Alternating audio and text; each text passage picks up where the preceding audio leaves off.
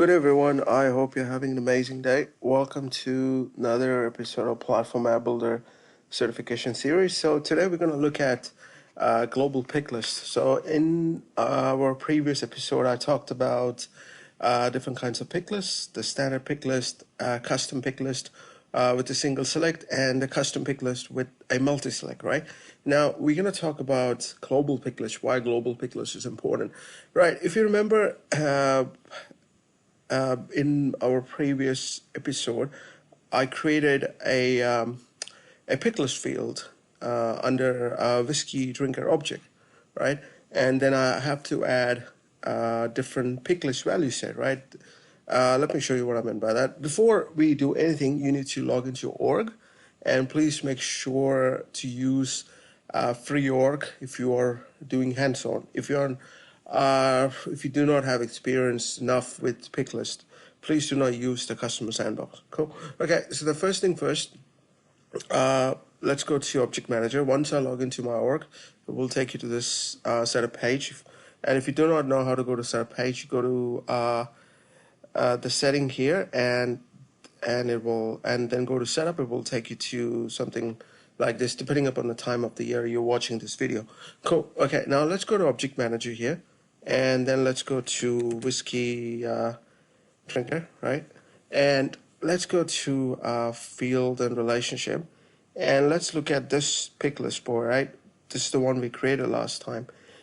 So if you go to edit, and if you remember, sorry, not this one. Okay, let's go back. So if you remember, we created these values, right? Black label, blue label, type of it. I have to type in, right?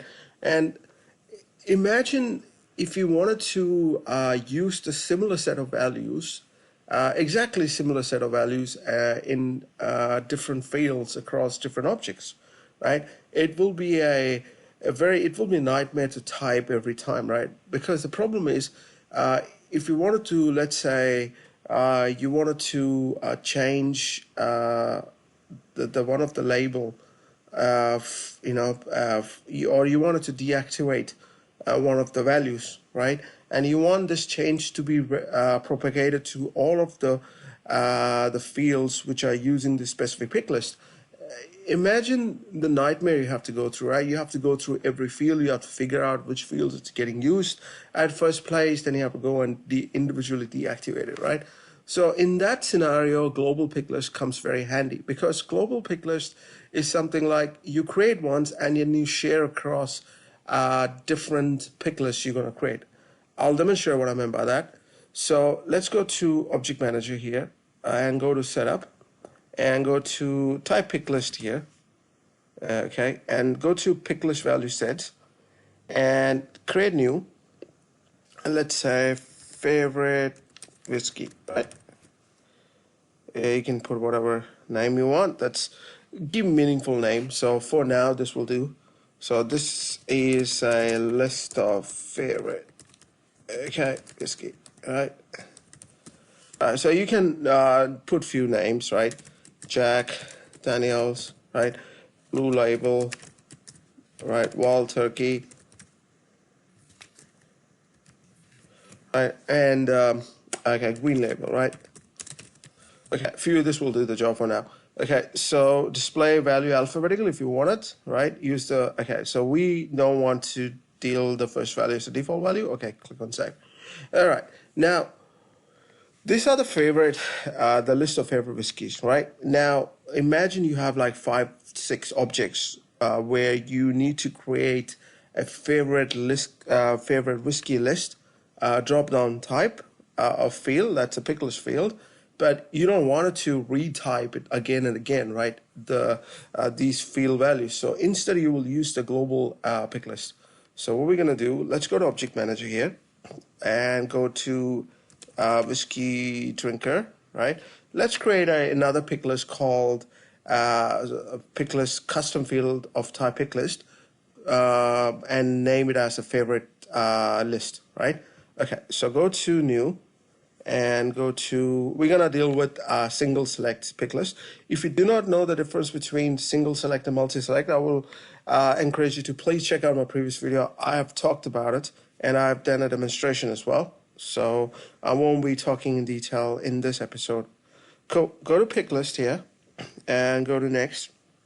Just say favorite whiskey, right?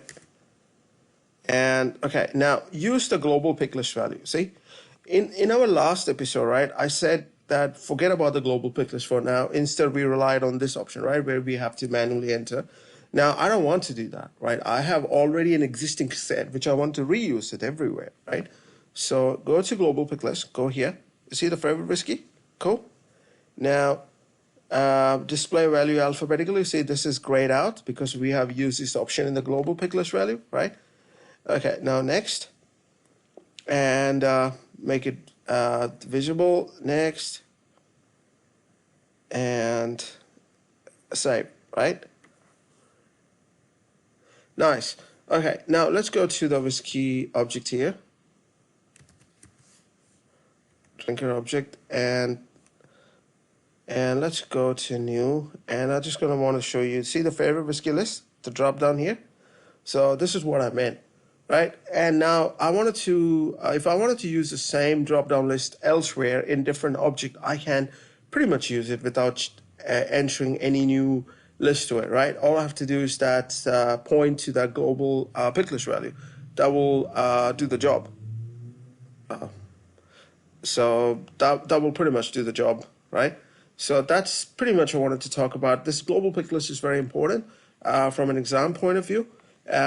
You might be asked, okay, why do you need to use the global Picklist? You might be given a scenario where you might, where you will be asked probably something like this. You have a Picklist and you wanted to use it, share it among different fields, right, in different objects. So which one do you use? Picklist with a single select or global Picklist?